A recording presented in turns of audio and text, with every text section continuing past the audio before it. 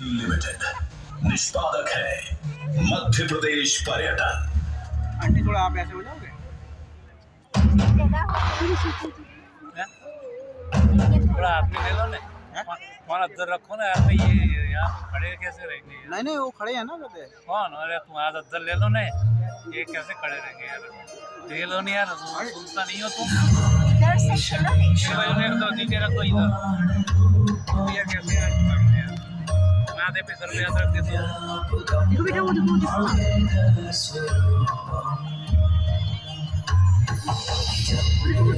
देखो ना, वो देखो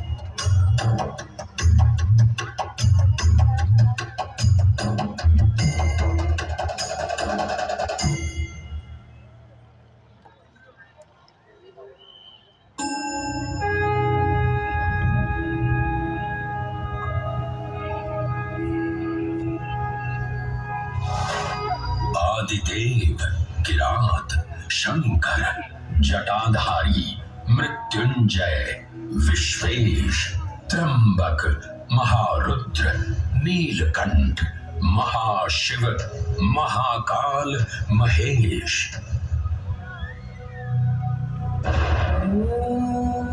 महाकाल जिनके उद्गम से उत्पन्न होती सृष्टि की लय।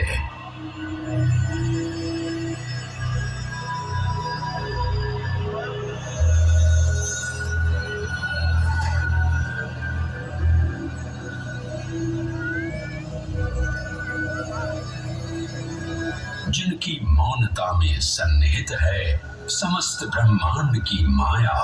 इन महान देव को नमन करने से पूर्व आइए वंदन करें उस रूप को जो स्वयं शिव से पहले पूजित होते हैं, श्री गोपू बालेश्वर। जब एक 5 वर्षीय बालक ने राजा चंद्रसेन को अपनी अमूल्य मणि की रक्षा हेतु महाकाल की उपासना में लीन देखा तो वो भी भक्ति में तल्लीन हो गया। माँ के बार बार बुलाने के बावजूद वो अपनी पूजा में एकाग्र रहा।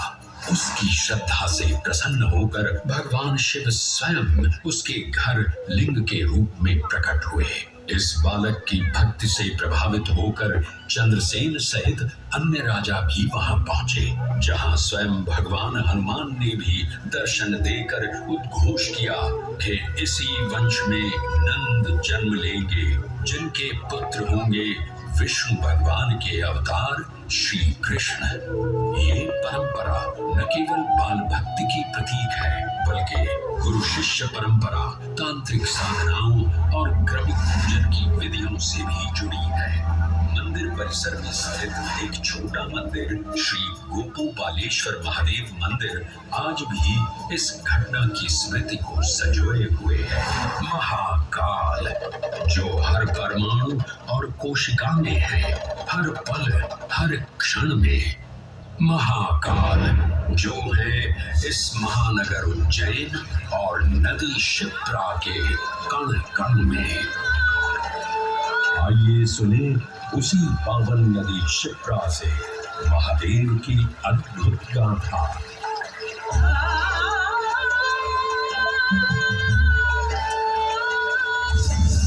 भगवान विष्णु के अवतार वराह हृदय से उत्पन्न मैं पवित्र पावनी क्षिप्रा।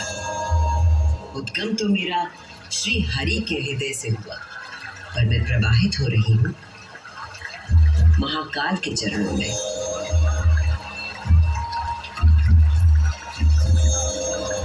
पुराणों में मुझे कई नाम प्रदान किए गए हैं, जबरधनी, पाप, अमृत संभवा और क्षिप्रा।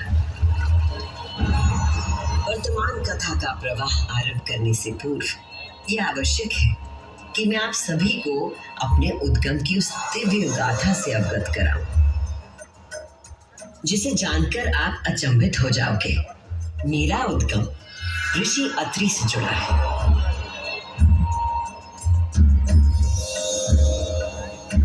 जो सप्त ऋषियों में से एक है। जब ऋषि अत्रि ने उज्जैन में 3000 वर्षों की कठोर तपस्या पूरी की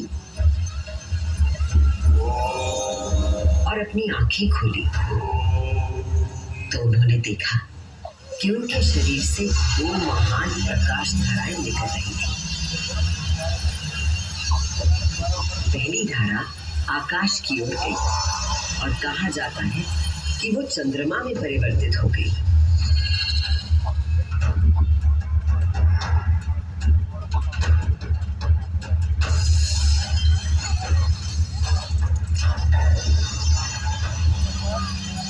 दूसरी प्रकाश धारा पृथ्वी की ओर गई और उसने मेरा रूप धारण कर लिया। और उस प्राचीन काल से बहती आ रही हूं मैं, इतिहास, आध्यात्मिकता, दिव्यता की कहानियां अपने साथ लेकर। कहानियां महाकाल की, जो विश्व का आदि और अंत है, जीवन का आरंभ और समापन जिनकी इच्छा से होता है, जो इस विश्व की निस्तब्धता और ध्वनि दोनों है। कर्पूरकारं करुणावतारं संसार सारं भुजगेन्द्रहारं सदा वसन्तं हृदयारविन्दे भवं भवानी सहितं नमामि। कर्पूरकारं करुणावतारं संसार सारं भुजगेन्द्रहारं सदा वसन्तं हृदयारविन्दे भवं भवानी सहितं नमामि। कर्पूरकारं करुणावतारं संसार सारं भुजगेन्द्रहारं सदा वसन्तं हृदयारविन्दे भवं भवानी सहितं नमामि। कर्पूरकारं करुणावतारं संसार सारं भुजगेन्द्रहारं सदा वसन्तं हृदयारविन्दे भवं भवानी सहितं नमामि। महाकाल की महागाथाएं इतनी विस्तृत हैं कि वे काल और अंतरिक्ष की सीमाओं को पार कर सकती हैं। और आज मैं आपको इन कथाओं का केवल एक संक्षिप्त अंश प्रस्तुत करूंगी, केवल कुछ चुनिंदा मोती। समस्त सृष्टि महाकाल की अद्वितीय चेतना का संचार है, परंतु जिसके हृदय में स्वयं महाकाल की दिव्य चेतना प्रवाहित होती है, वही है मेरे तट पर स्थित उज्जैनी। स्कंद पुराण में अवंती खंड के अनुसार अवंतिका यानी उज्जैन में सप्त सागर के अस्तित्व के बारे में बताया गया है, जिनमें से एक है रुद्र सागर।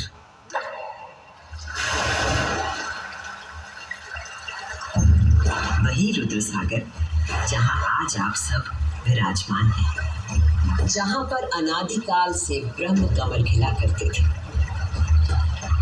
जहां भगवान शिव स्वयं अपने गले में धारण मुंडों की माला का प्रक्षालन करते थे।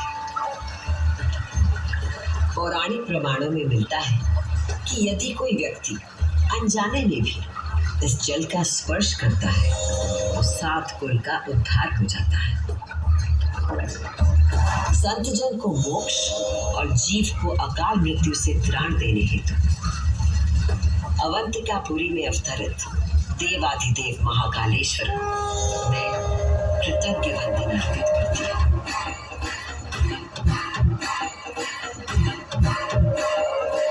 आज मैं शिप्रा देवी आपको उन्हीं महाकाल की शिव पुराण में उल्लिखित एक गाथा सुनाती हूँ।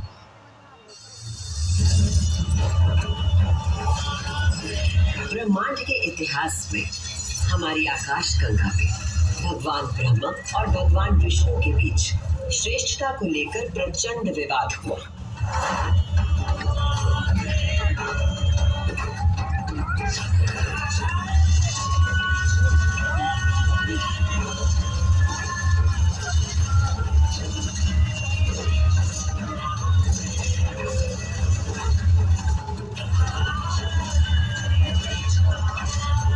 विवाद जब अपनी पराकाष्ठा तक पहुंच गया तो दोनों अपने अपने दिव्यास्त्र लेकर आपस में युद्ध करने के लिए तैयार हो गए। स्वर्ग में हाहाकार मच गया।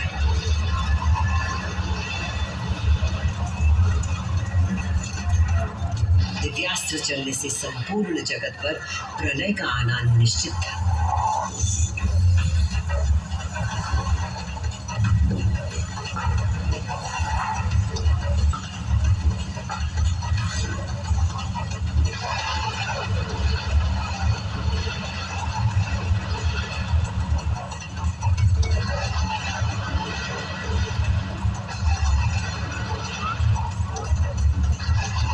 सृष्टि को उनके प्रकोप से बचाने के लिए और इन दोनों के विवाद को रोकने के लिए भगवान शिव को माया रचनी पड़ी। और अकस्मात अग्नि की ज्वालाओं से लिपटा हुआ एक महान अग्निस्तंभ आकर स्थापित हो गया, जिससे दोनों देवताओं के दिव्यास्त्र स्वयं ही शांत हो गए।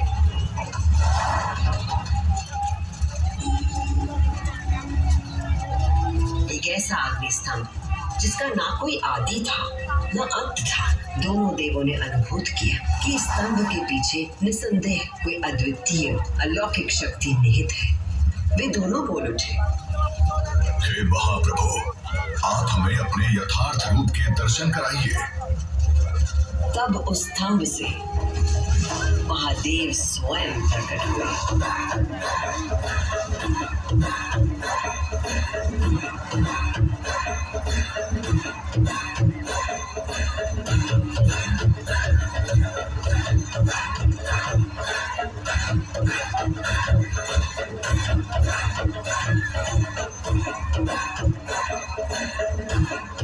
उस दिव्य और विराट रूप के पंच मुख थे और प्रत्येक मुख में 3-3 नेत्र प्रकाशित हो रहे थे।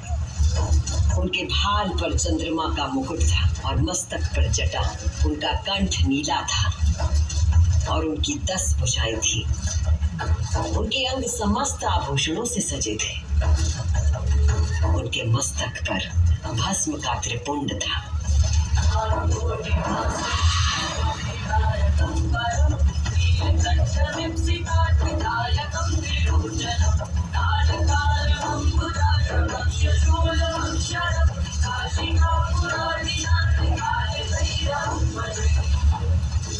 महादेव ने ब्रह्मा और विष्णु से कहा, सूर्यश्रेष्ठ ब्रह्मा जी, आप मेरी आज्ञा से सृष्टि की रचना करें और सूर्यश्रेष्ठ विष्णु जी, आप चर अचर जगत का पालन करें। मैं ही सृष्टि का पालन करने वाला और मैं ही सृष्टि का संहार करने वाला हूँ।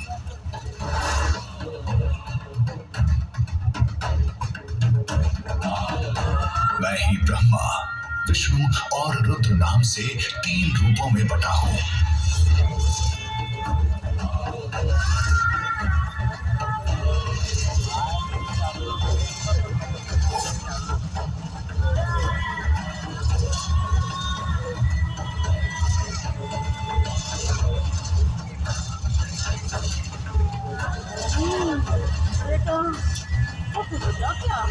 ये कहकर भगवान शिव स्वयं पृथ्वी पर लिंग के रूप में स्थापित हो गए। उस पल से इस लोक में लिंग पूजा का विधान प्रारंभ हुआ।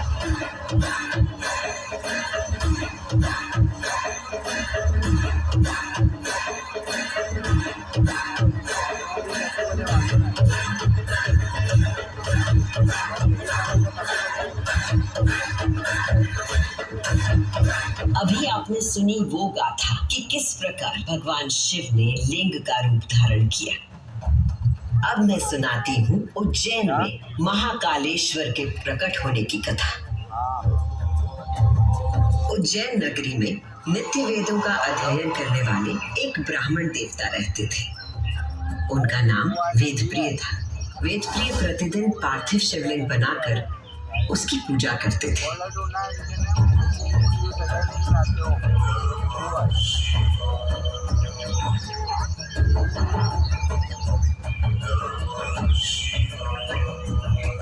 वेदप्रिय के शिव पूजा पारायण और भगवान शिव में आस्था रखने वाले 4 तेजस्वी पुत्र थे। उनके नाम थे देवप्रिय, प्रियमेधा, सुकृत और सुव्रत। चारों सद्गुणों में अपने धार्मिक पिता से कम न थे। दिनों दिन उनके सद्गुणों में अभिवृद्धि होती रही, जिसके कारण अवंती नगरी उनके ज्ञान के तेज से प्रकाशित होने लगी। उसी समय दूषण नाम का एक असुर प्रजापति ब्रह्मा की उपासना में लगा हुआ था।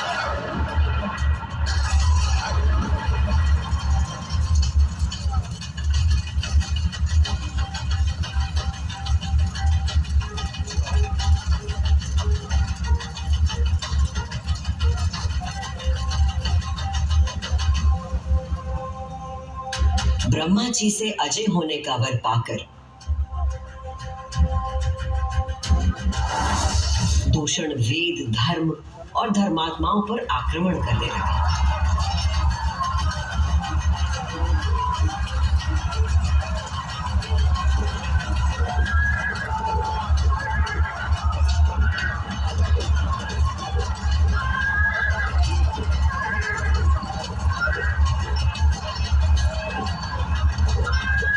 अत्याचारों की पराकाष्ठा पर पहुंचते हुए उसने उज्जैनी पर हमला करने का दुस्साहस किया। उज्जैनी में त्राही त्राही मच गई। मेरे दैत्य सेनानायकों, तुम चारों दिशाओं में जाओ और उज्जैनी में जहां कहीं धर्म पर चलने वाला, वेदों का अध्ययन करने वाला दिखाई दे, उसका नाश करो।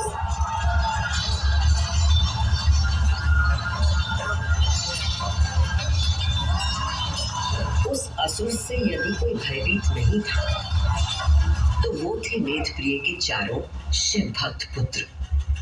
नगर को भयाक्रांत देख उन चारों ने उज्जैनी के नागरिकों को आश्वासन दिया। उज्जैनी के नागरिकों, आप सभी अपने भक्तों पर सदा कृपा करने वाले भगवान शंकर पर विश्वास रखें और उनका ध्यान करें। भगवान सबकी रक्षा करेंगे।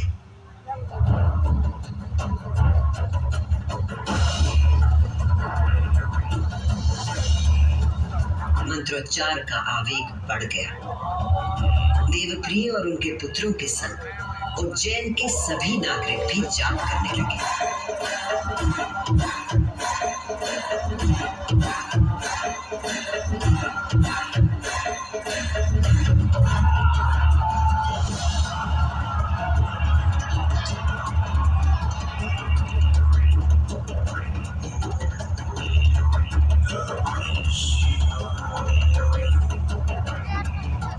इतने में असुर दूषण अपनी सेना के साथ वहां पहुंच गया और उसने वेदप्रिय के पुत्रों को देख अपने सैनिकों को आज्ञा दी। वध कर दो शिव की आराधना करने वाले इन शिव भक्तों का।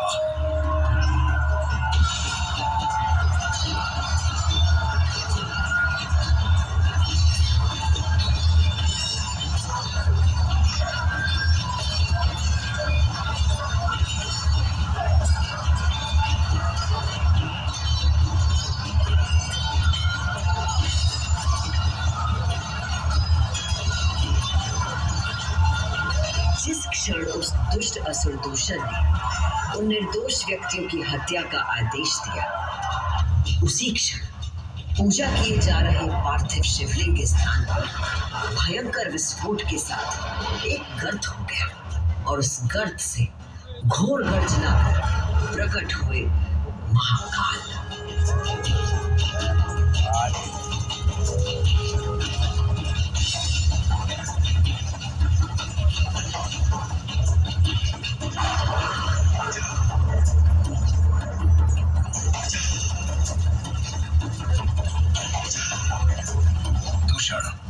मैं सत्पुरुषों के लिए आश्रयदाता हूँ और तुझ जैसे दुष्टों के लिए महाकाल हूँ।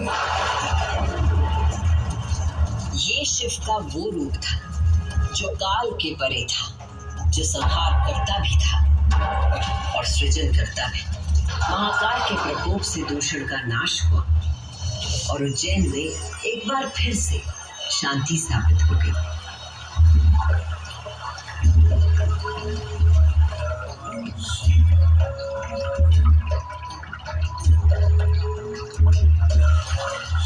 उज्जैनी के लोगों की आस्था से प्रसन्न भगवान महाकाल ने उन्हें वरदान मांगने को कहा। उज्जैन के निवासियों ने भगवान महाकाल को उनके भक्तों की रक्षा करने के लिए उसी स्थान पर सदा के लिए विराजमान होने को कहा। तब देवादिदेव उज्जैन में ही विराजमान हो गए और वहां चारों ओर की एक एक कोस भूमि ज्योतिर्लिंग रूपी भगवान शिव का स्थल बन गई। इस अद्भुत घटना की साक्षी बने समस्त देवता, गंधर्व और ऋषि मुनि।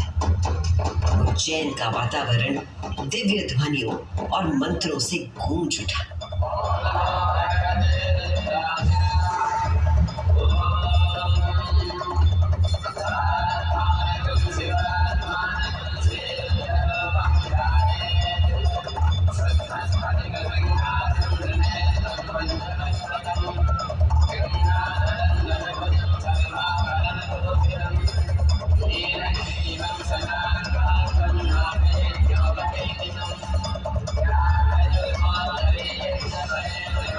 उस दिन से भगवान शिव ने महाकालेश्वर के रूप में भूतल पर अपनी प्रतिष्ठा प्राप्त की और ये स्थान श्रद्धालुओं के लिए तीर्थ स्थल बन गया।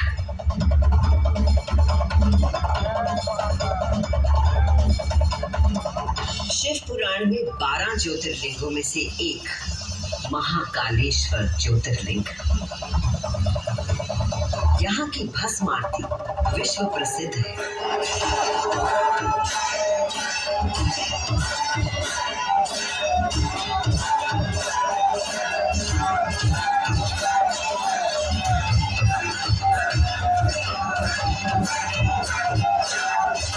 इसमें भस्म से भगवान का श्रृंगार किया जाता है, क्योंकि महाकाल की तरह भस्म अविनाशी और अपरिवर्तनीय होता है। इस आरती की शक्ति और महिमा ऐसी है कि भक्तों के सारे पाप समाप्त हो जाते हैं। केवल इतना ही नहीं, उज्जैन वो नगरी है जहां मानव शरीर पूरे ब्रह्मांड के साथ सामंजस्य स्थापित करता है।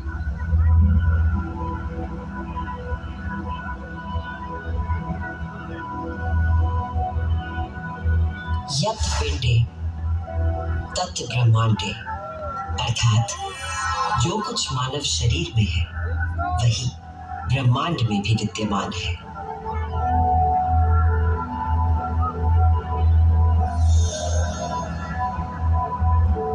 ब्रह्मांड के सृजनकर्ता महाकाल के आशीर्वाद से मैं शिप्रा आपको उज्जैन तथा महाकाल की शक्ति, भक्ति और मुक्ति की गाथाएं सुनाती रहूंगी।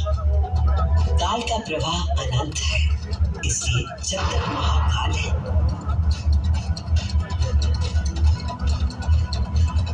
कैमरा तो देख ही नहीं पा रहा है सब चीजें। मैं यूं ही उज्जैन की स्मृतियों को अपनी आंखों से जो दिखाई दे रहा कैमरा में दिखाई नहीं दे रहा, नहीं दिखाई दे रहा। तो क्लैरिटी ही नहीं है कैमरा में, कईयों के देख रहे हैं तो नहीं है। जय महाकाल।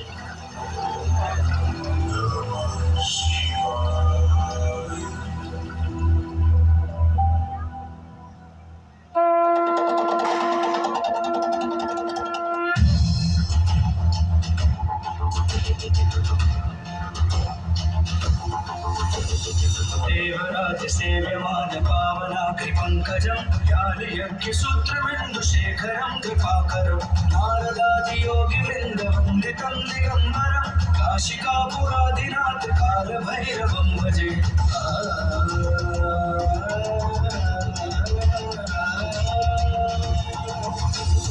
भानुकोटिभास्वरं भवाब्धिकारकं परं नीलकण्ठविप्सितार्थदायकं त्रिलोचनं कालकालमम्बुजाक्षमक्षशूलमक्षरं काशिकापुरादिनाथ कालभैरवं भजे।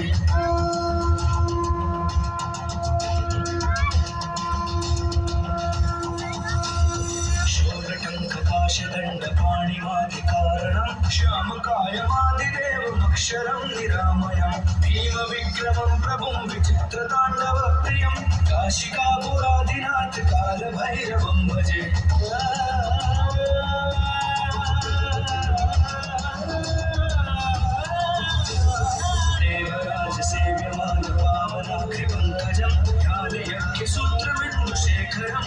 शुभकरं